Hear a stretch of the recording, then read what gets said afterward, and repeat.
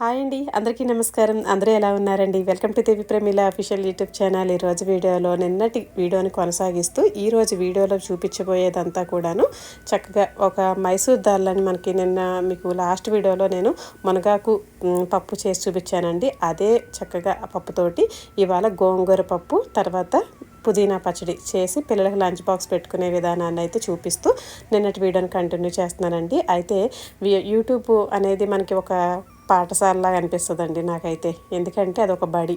అందులోకి నేను డాక్టర్ని అవుతాను, నేను లాయర్ని అవుతాను, నేను పోలీస్ని అవుతాను అని చెప్పి ఏదో చిన్నపిల్లలప్పుడు అమాయకత్వంగా చెప్పేసి స్కూల్లో జాయిన్ అవుతూ ఉంటాము.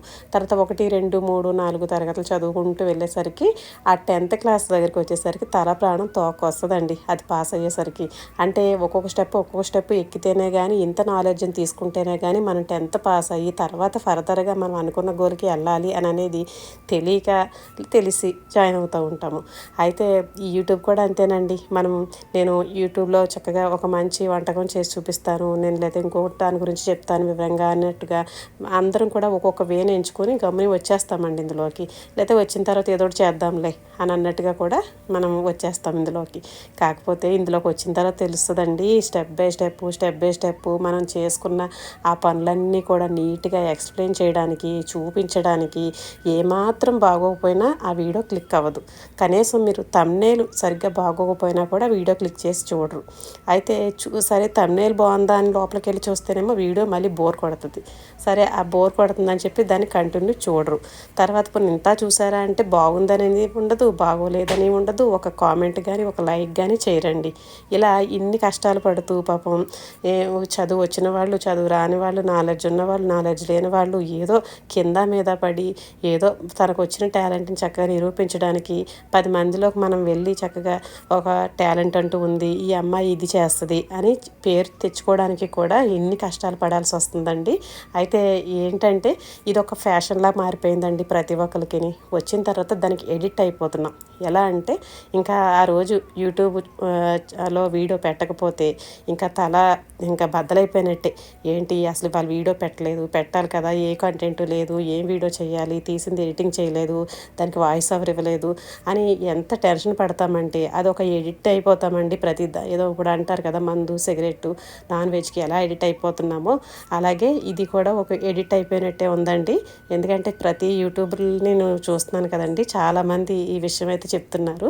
అందులోనూ ఈ యూట్యూబ్ నుంచి మనకు వచ్చే కొన్ని గిఫ్ట్స్ అయితే ఉన్నాయండి. ఆ గిఫ్ట్స్ ఏంటనుకున్నారు?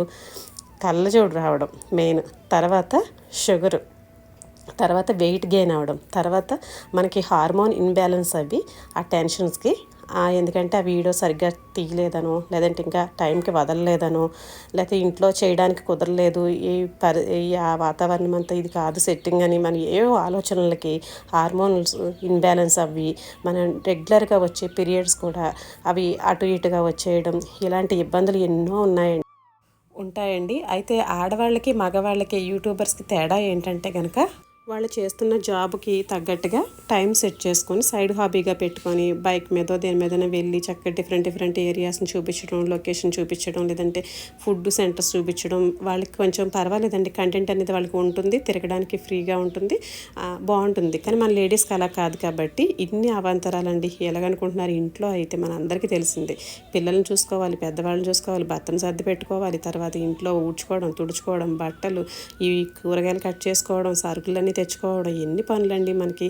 ఏదైనా ఒక్కటి అవ్వకపోతే ఇంట్లో మళ్ళీ వాళ్ళతోటి మనం తిట్లు తినాలి, ఇవన్నీ ఉంటాయండి.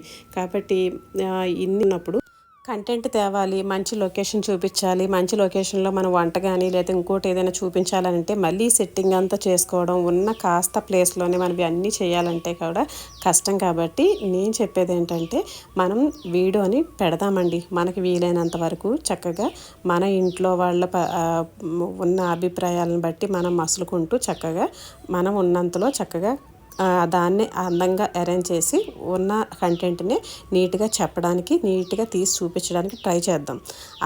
దాని తర్వాత ఆ వీడియో సక్సెస్ అవుతుందా లేదా అనేది తర్వాత విషయం అండి. అలా చేసుకుంటూ వెళ్దాం. ఏదో ఒక నాటికి మనం పడే కష్టానికి ప్రతిఫలం రాకుండా ఉండదండి, ఎప్పటికైనా వస్తుంది. కాకపోతే నేను అనేది ఏంటంటే కంటెంట్ గురించి, ఇలాగ వీడియోల్లో సక్సెస్ అయిపోవాలని గురించి, దీని గురించి ఎక్కువగా ఆలోచించి మన హెల్త్ అనేది పాడు చేసుకుంటున్నామండి. కాబట్టి నేను ఒక యూట్యూబర్గా నేను చెప్తున్నానండి, మన అందరం కూడా చిన్న చిన్న యూట్యూబర్స్ ఈ మధ్యనే వచ్చామండి. అందరూ కూడా 5,000 లోపల ఉన్న వాళ్ళకైతే నేను చెప్తున్నానండి, ప్రతి ఒక్కరం కూడా మన హెల్త్ ఇంపార్టెంట్ అండి.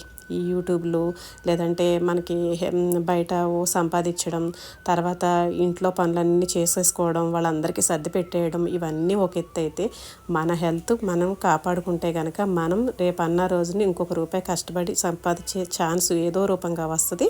తర్వాత మన హెల్త్ బాగుంటే మన ఫ్యామిలీ అంతా బాగుంటుందండి. కాబట్టి ఎప్పుడైనా సరే ప్రతి ఒక్కరు కూడాను ఆలోచించేది ఏంటంటే, మన పిల్లలకి మన ఇంట్లో పెద్దవాళ్ళకి ఎలా మంచిగా చూసుకోవాలి, వాళ్ళకి ఎంత మంచి ప్రోటీన్ ఫుడ్ ఇవ్వాలని ఎంత ఆలోచిస్తామో అంతే టైము మన మీద కూడా పెట్టుకోవాలండి.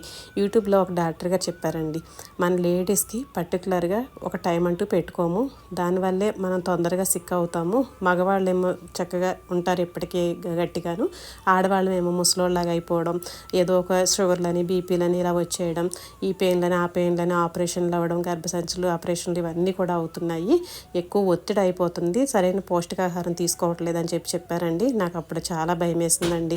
చచ్చి ఉంటే తర్వాతైనా సంపాదించుకోవచ్చు, ఆరోగ్యం బాగోకపోతే రేపు పొద్దున సంపాదించుకునేది ఏది ఉండదండి. మనకి సంపాదించిన తర్వాత తినడానికి కూడా మన ఆరోగ్యం సహకరించదు. కాబట్టి ప్రతి ఒక్క యూట్యూబర్ కూడా చక్కగా నీట్గా ఉన్నంతలో చేసుకుంటూ వెళ్దాము, చక్కగా సక్సెస్ అయ్యేటప్పుడే అవుతుంది. టైం ఉంటూ దానికంటూ ఓ టైం వస్తుంది దేనికైనా సరే, అప్పుడే అవుతుంది.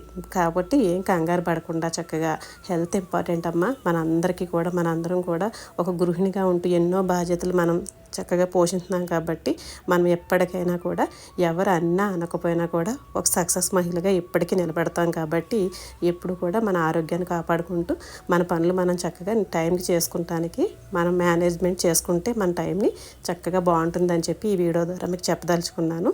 ఇంతలా ఎందుకు చెప్తున్నానంటే, నేను ఫాలో అయ్యే ఒక నలుగురు యూట్యూబర్స్ అయితే చెప్పారండి, షుగర్ వచ్చిందని, తర్వాత కళ్ళసైట్ వచ్చిందని, తర్వాత వెయిట్ గెయిన్ అవుతున్నానని, హార్మోన్స్ ఇన్బ్యాలెన్స్ వల్ల పీరియడ్స్ సరిగ్గా రావట్లేదని, ఈ కంప్లైంట్స్ అన్నీ చెప్పారండి. కాబట్టి మనం ఉన్నంతలో కొంచెం ఫైబర్ ప్రోటీన్ ఉన్న ఫుడ్ పిల్లలతో పాటు మనము తీసుకుందాము. కాస్త వాకింగ్ ఒక అరగంట సేపు లేదంటే ఒక పావుగంట సేపు యోగానో లేదా మెడిటేషనో చేసుకుందాము. అలా లేదంటే కనుక పూజ చేసుకుందాం.